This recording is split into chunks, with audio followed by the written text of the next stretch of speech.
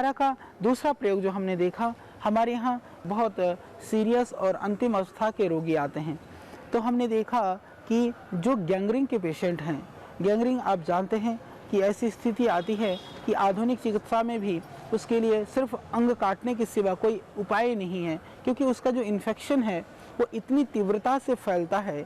Gangrene वाले रोगी बहुत परेशान होते हैं और समाज में भी उन गैंग्रीन के रोगियों को थोड़ा हेय दृष्टि से देखा जाता है और अंग भंग हो जाता है तो आदमी स्वयं अपने आप में आत्मग्लानि से भर जाता है। वास्तव में बहुत ही कष्टदायक, बहुत ही दुखप्रद बीमारी होती है गैंग्रीन, जहां अंग गलने शुरू हो जाते हैं, उंगलियां गलना शुरू हो जाती हैं, पैरों की उंगलियां गलनी शुरू हो जाती हैं, हाथ की उंगलियां गलनी शुरू हो जाती हैं। हालांकि जो पैर में जो गैंग्रीन की शिकायत में मैंने देखा है प्रायः कि जो गैंग्रीन रोग है उसका जो कारण है, जिसको गलित कुष्ठ भी हम कह सकते हैं सामान्य भाषा में, जो पैरों के गलना शुरू कर देता है। तो जो डायबिटिक के जो रोगी हैं, जो पुराने शुगर के पेशेंट हैं, उनके भी कभी कभी अंग गलने शुरू हो जाते हैं। अधिकांशतः लोगों को पैर की उंगलियों से गलना शुरू हो जाता है, या जिनको वेरिकोज वेन्स हैं इससे यदि ब्लॉकेज आ जाता है तो उससे भी वो पैर गलने शुरू हो जाते हैं, या किसी इन्फेक्शन के द्वारा भी वो हो सकता है। अभी ज्ञात कारणों में तो यही कारण पता चला है, पर किसी भी कारण से जब उंगली गलनी शुरू हो जाती है और डॉक्टर कह देता है कि जितना पोर्शन गला हुआ है उस पोर्शन से ऊपर से उसको काट दिया जाता है, काटने के बाद में भी उसका समाधान नहीं होता है। कभी कभी ऐसा देखा गया है कि वो अंग काटने के बाद में भी फिर दूसरे अंग में भी, दूसरे उंगली में भी वो इन्फेक्शन आ जाता है, कभी कभी कटी हुई जगह पर भी इन्फेक्शन शुरू हो जाता है।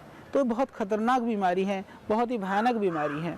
उसके बहुत सारे रोगी हमारे पास आए तो गैंग्रीन रोग के लिए विधारा बहुत ही चमत्कारिक और बहुत गुणकारी और बहुत ही यह दिव्य औषधि है।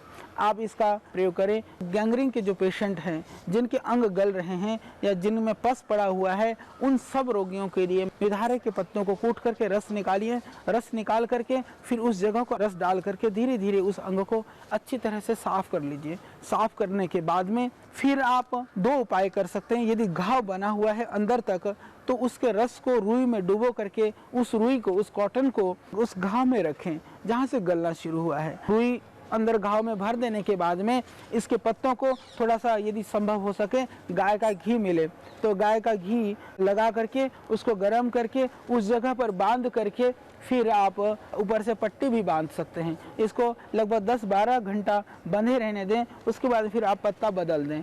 आप देखेंगे धीरे धीरे घाव सूखना शुरू हो जाएगा। इससे 2-4 दिन में ही आपको दिखेगा बहुत ज़्यादा इससे फर्क पड़ेगा। बहुत ही चमत्कारिक और बहुत गुणकारी और बहुत ही यह दिव्य औषधि है।